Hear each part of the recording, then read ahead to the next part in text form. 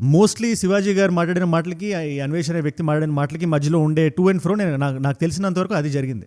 అందుకని నేను దీని మీద పర్టికులర్గా మాట్లాడకూడదు అనుకున్నాను. ఎందుకంటే శివాజీ గారు ఏదైతే స్టేజ్ ఎక్కి మాట్లాడారో, దండోరి అనే ఒక సినిమా ప్రీ రిలీజ్ ఫంక్షన్లో ఆయన ఆడపిల్లల గురించి ఏదైతే మాట్లాడారో అది ఎథికల్గా తప్ప కరెక్టా, లీగల్గా తప్ప కరెక్టా, అది ఈ పర్టికులర్ వీడియో పర్వ్యూలోకి రాదు. అది ప్రస్తుతానికి అప్రస్తుతం, అనవసరం. కానీ ఆయన మాట్లాడుతున్నప్పుడు దొల్లిన కొన్ని పదాలు ఉన్నాయి కదా, అది నేను ఇక్కడ వాడదలుచుకోవట్లేదు. అందులో కొన్ని బూతు మాటలు ఉన్నాయి. అది తప్పని చెప్పి ఆయన కూడా ఒప్పుకొని క్షమాపణ అడిగారు. దాని మీద అన్వేషణ అనే వ్యక్తి కూడా భావ ప్రకటన స్వేచ్ఛ అనే పేరుతో బూతు మాటలు వాడి శివాజీ గారి మీద ఆయన కాంటెంట్ చేశాడు. అది కూడా ఆయన ఒక పర్స్పెక్టివ్ ముందు పెట్టాడు. అది ఆయన భావ ప్రకటన స్వేచ్ఛ, ఆడవాళ్ళు ఎట్లా బట్టలు వేసుకోవాలి అని. నేను నిజం చెప్తున్నా, దేశానికి సంబంధించిన సమస్యలు మనం చూసుకుంటే ఇది వద్దులే, దీని గురించి మనం ఎందుకు, అందరూ మాట్లాడుతున్నారు కదా, దిస్ ఇస్ నాట్ అస్ అని చెప్పి నాకు ఇన్ఫాక్ట్ ఆ వీడియో చేస్తే నాకు ఈజీగా రీచ్ వెళ్ళే వీడియో అది, ఒక నలుగురిలోకి ఈజీగా రీచ్ అయిపోయే వీడియో అది. బట్ రాజ్యాంగం స్వేచ్ఛనిచ్చింది, వీళ్ళిద్దరు మాట్లాడుకున్నారని నేను ఆగాను. దీని తర్వాత అన్వేషణ అనే వ్యక్తి ఏం మాట్లాడారో నాకు తెలియదు, నిజంగా తెలియదు. ఎందుకంటే దీని మీద రొటేట్ అవుతుంది అనుకున్నాను నేను. కాకపోతే మన వీడియో కింద కొన్ని కామెంట్స్ వచ్చి దీని గురించి మాట్లాడండి అని చెప్పి, అండ్ ఆయన మాట్లాడిన కొన్ని వీడియోస్ని నాకు చూపించారు.